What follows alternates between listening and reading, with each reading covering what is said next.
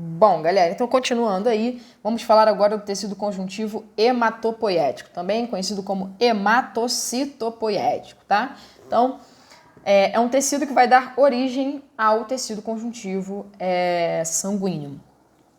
O tecido hematopoético nada mais é do que células-tronco presentes aí na medula óssea vermelha, por exemplo. Tranquilo? Tá? Eu tenho duas linhagens de células-tronco, a linhagem chamada de mieloide. Essas células aqui elas vão se diferenciar dando origem a hemácias, plaquetas e leucócitos granulócitos, como basófilos, eosinófilos e neutrófilos, beleza? A função deles já falamos em sistema imune. E temos a linhagem de células linfóides, que vai dar origem aos linfócitos e aos monócitos.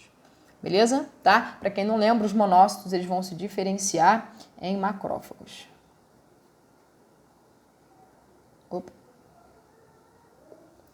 Tranquilo?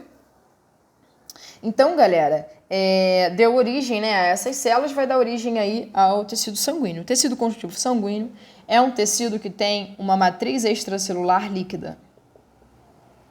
Beleza? Então, a matriz extracelular do tecido sanguíneo é o plasma sanguíneo, é a parte líquida desse sangue. Beleza? Né? Que é justamente o plasma, né, mais ou menos aí 55% do tecido sanguíneo, beleza? 45% são as hemácias, né? Nós temos 5 milhões de hemácias a cada milímetro cúbico. Logo, né, por que a coloração do nosso sangue é vermelha? Né? O plasma, gente, ele é amarelado. A matriz extracelular é amarelada. Né? Mas ela se torna vermelha, a gente vê, né, enxerga vermelho, por conta da grande concentração de hemácias, tá? Temos ali os leucócitos, né, e as plaquetas em menor concentração. Se você pega o sangue e coloca numa centrífuga, a parte menos densa fica mais em cima, densidade intermediária aqui é mais densa embaixo. Então, primeiro você vai ver o plasma sanguíneo, um líquido amarelado. Também, se você jogar no Google, você vai ver leucócitos e plaquetas, e aqui temos as hemácias, beleza? Vamos falar um pouquinho de cada um. Galera, o plasma sanguíneo, ele é formado, né, por principalmente água, né, íons, sais minerais. Eu tenho glicose, tenho vitaminas, tenho ureia, né, que são excretas nitrogenados, tenho hormônios, tenho aminoácidos, tenho proteínas como IGs, né, o que são IGs? Imunoglobulinas, que é a mesma coisa que anticorpos. Anticorpos são proteínas que ficam na corrente sanguínea. Fatores de coagulação, proteínas que vão dar origem, né, elas vão formar coágulos, também estão presentes no sangue. A albumina é uma proteína riquíssima, né, de valor biológico muito grande. Também vai estar presente no sangue, beleza? Quanto mais albumina você tem, mais viscoso é o seu sangue, maior a pressão osmótica. Falamos muito disso em sistema circulatório, beleza? Se você não lembra, volta na aula do sistema circulatório e dá uma olhada. Quando eu tenho pouca albumina, eu acabo tendo um sangue menos viscoso, né? Acabo tendo um sangue mais líquido e uma baixa pressão osmótica, ou seja, baixa capacidade de reter água, e é mais difícil assim eu liberar água, perder água por osmose, beleza? Então, plasma sanguíneo falamos. Leucócitos, galera, os leucócitos são células nucleadas, ou seja, eles possuem núcleo, beleza? Diferente das hemácias, e são células de defesa, né? Eles podem ser granulócitos, né, quando tem grânulos aí no citoplasma que muitas vezes guardam estamina e heparina, já falamos para que serve. E temos os agranulócitos. Os granulócitos seriam, por exemplo, os basófilos, eosinófilos, neutrófilos, e os agranulócitos seriam os monócitos e os linfócitos. Beleza? Tá? Muitas células de defesa, elas permanecem no sistema, na corrente sanguínea, e elas fazem diapedese, ou seja, elas passam para o tecido lesado para atacar aquele patógeno ali, beleza? As plaquetas, né, elas são fragmentos citoplasmáticos, elas não são células, beleza? Então eu tenho uma célula grandona, chamada de megacariócito. Essa célula ela começa a formar projeções citoplasmáticas, que são as plaquetas, beleza? Megacariócito formando plaquetas.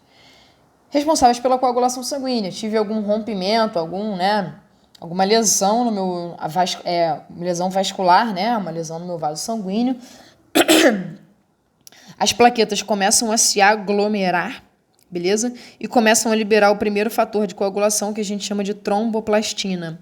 Somente na presença de cálcio no sangue, a tromboplastina transforma a protrombina que estava presente, né? Foi produzida lá no meu fígado através da vitamina K, beleza? A protrombina em trombina, tranquilo? Que transforma uma proteína que estava no sangue, que é no plasma, beleza? Que a gente chama de fibrinogênio em fibrina. Ele vai polimerizar o fibrinogênio em fibrina, que são redes, né?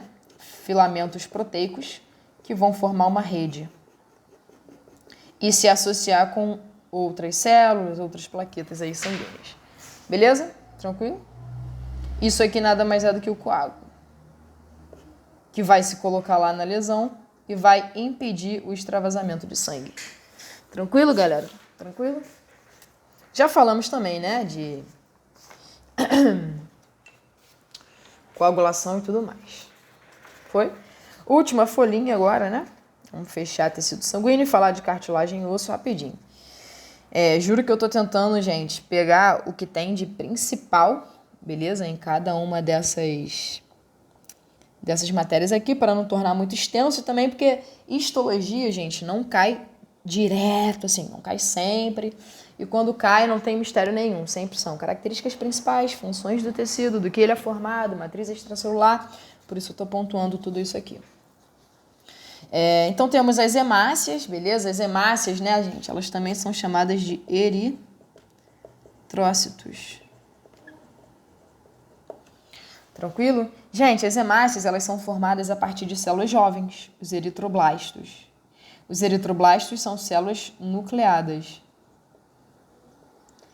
Eles vão simplesmente perder o núcleo e formar um eritrócito, que é uma hemácia madura. Nós temos mais ou menos 5 milhões por milímetro cúbico. Então, nós temos hemácia pra caramba. Em cada uma das hemácias, nós temos aproximadamente 250 mil hemoglobinas. Hemoglobinas, já falamos também, são complexos proteicos, né, que ficam dentro das hemácias, formadas aí por ferro. E justamente nesse ferro onde forma, né, está presente no grupamento M, beleza? Eu tenho a ligação de oxigênio. Então, esse oxigênio, acaba se ligando aqui. Beleza, galera? Tá? Obviamente, já falamos disso também em respiração, por isso eu não vou falar disso aqui, não vou me alongar. A afinidade, né? A afinidade dessa hemoglobina com o oxigênio, ela vai variar de acordo com a pressão de oxigênio. Se eu tenho uma alta pressão parcial de oxigênio, eu tenho uma grande afinidade. Se eu tenho uma baixa pressão parcial de oxigênio, eu tenho uma menor afinidade. Beleza? Caso eu tenha um pH maior, por exemplo, no pulmão, eu tenho um alto pH, né? Então, pH mais básico. Eu tenho uma afinidade maior. Então, a hemoglobina com o oxigênio vai ficar bastante ali formando complexos que a gente chama de oxihemoglobina. Eu vou ter uma alta saturação. Beleza?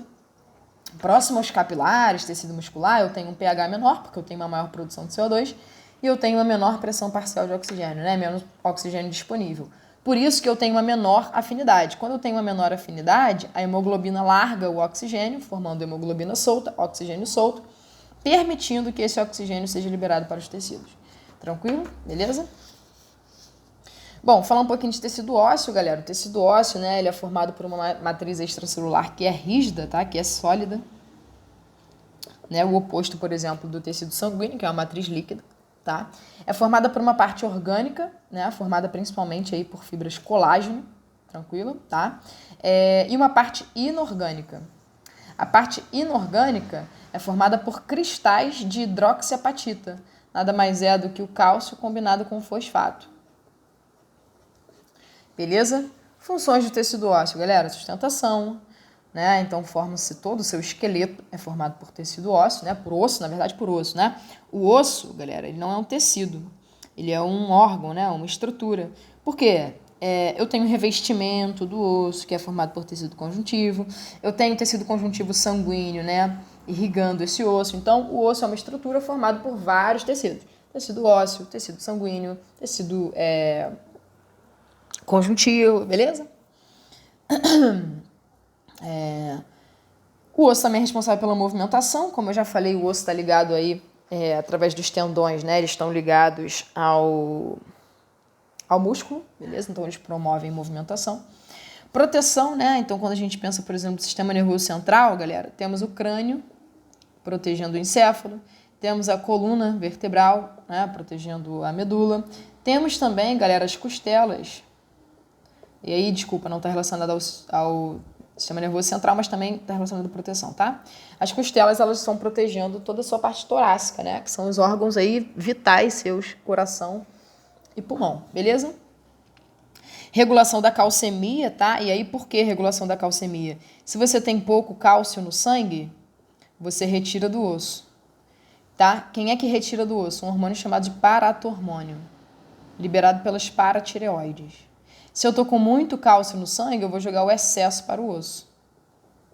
Quem é que vai fazer isso? Calcitonina, liberada pela tireoide.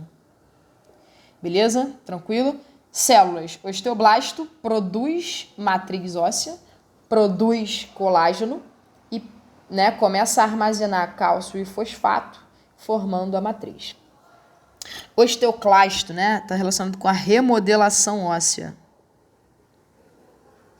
Então, ele consegue digerir matriz, ele consegue soltar cálcio e fosfato, né, remodelando esse seu osso aí. Beleza? E aí você pensa nessa questão aqui da regulação da calcemia. Quando esse cálcio está sendo retirado do sangue e jogado para o osso, né, através do hormônio calcitonina, a calcitonina estimula quem, então? Estimula o osteoblasto. Está recebendo o cálcio, remodelando, fazendo matriz, beleza? Já quando eu tiro do osso, eu estou ativando o osteoclasto, digerindo, né? Eu estou digerindo a minha matriz e liberando o cálcio aí para o meu sangue. Osteócito é o osteoblasto maduro. Então é assim, ó, tem aqui o osteoblasto, começa a produzir matriz, tem vários, né? Produzir, eles começam a mobilizar matriz e formou. Quando a matriz está pronta, gente, e aí tem projeções que ligam uns aos outros. Quando a matriz está pronta, o osteoblasto, ele recolhe essas projeções, que está conectando essas células, recolhe. Por isso ficam canais aqui, tá vendo? Formam canais. Tranquilo? E aí, quando a matriz está pronta, eu chamo isso de osteócito. Beleza? O osso, né? A célula óssea madura. Eu tenho dois tipos de ossificação, ou seja, a formação dos ossos. Ossificação intramembranosa, é como eu formo os ossos chatos, né? Crânio, ossos menores, mais achatados. Essa formação acontece a partir do tecido conjuntivo, beleza? Então, tenho células mesenquimais formando aí osteoblastos, que começam a formar a matriz óssea. E eu tenho uma formação endocondral. Condro significa cartilagem. Beleza? Então, endocondral, eu tenho uma peça de cartilagem que começa a ser substituída por um tecido ósseo. Tranquilo? E aí, forma ossos longos. É por isso que o médico, ele consegue ver se a criança ainda vai crescer muito ou crescer pouco. Ele pega um osso longo da criança, beleza? E ele vê o disco epifisário. Então, um anelzinho aqui de cartilagem. Se esse anelzinho for grande, na extremidade, significa que ainda tem muito a ser substituído por osso, que a criança ainda vai crescer bastante. Se o anelzinho for mais estreito, significa que ainda não tem tanto a ser substituído por tecido ósseo, a criança ainda não vai crescer tanto, beleza? Ainda não vai crescer muito. Para fechar, tecido cartilaginoso, galera. Tecido cartilaginoso, né? Ele é avascular, é uma diferença entre os tecidos conjuntivos que a gente viu até agora, beleza? Então, façam um asterisco aí. Serve para sustentação de tecidos moles, como nariz, orelha, forma articulações, essencial para movimentação, para proteção, né, das extremidades dos ossos, impedem que ele fique batendo aí, né, osso com osso, beleza? O que, né, causa muita dor, o nome disso é artrose, né? Ou artrite, aí depende do quadro, enfim. Ossificação, né? Então, através do tecido cartilaginoso, tem a ossificação endocondral, então ele também é importante para a formação de ossos longos, tá? Presente pra caramba no trato respiratório, então, por exemplo, a traqueia, né, é um tubo anelado cartilaginoso, beleza? Forma o esqueleto dos condrictes. Quem são os condrictes? Peixes cartilaginosos, como tubarão e raia. Tranquilo? A matriz extracelular é rica em colágeno, galera. Então, o tecido cartilaginoso, ele é resistente, beleza? Mas é flexível ao mesmo tempo, né? Beleza? Então, eu tenho bastante fibra, tá? E eu tenho 3 tipos de cartilagem.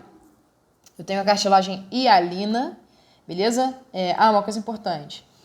Qual é o nome das células que formam a matriz, né? Células ovas, condroblasto. Quando a matriz está pronta, passo a chamar de condrócito. Beleza? Então, são as células presentes no tecido cartilaginoso. Tipos de cartilagem. Cartilagem hialina tem uma quantidade moderada de fibras colágeno, beleza? Está presente, por exemplo, no nariz, esqueleto do embrião, articulações. Cartilagem elástica, ela é riquíssima em fibras elásticas, tem mais fibras elásticas do que colágeno. Presente, por exemplo, no pavilhão auditivo. Cartilagem fibrosa, ela tem mais colágeno do que fibras elásticas, beleza? Presente, por exemplo, nos discos vertebrais, ela é mais rígida, né? Dá mais estabilidade. Então, fica entre as vértebras, né? Dando a movimentação da coluna, beleza? É como se fosse uma articulação, né? Entre as vértebras. Tranquilo? Beleza, gente? Então, galera, é isso. Eu vou colocar a foto dessas anotações aqui para vocês aí também, né? Para dar um up aí e ajudar vocês a fazerem um resuminho aí. Tranquilo, galera? Então, beijo no coração, se cuidem.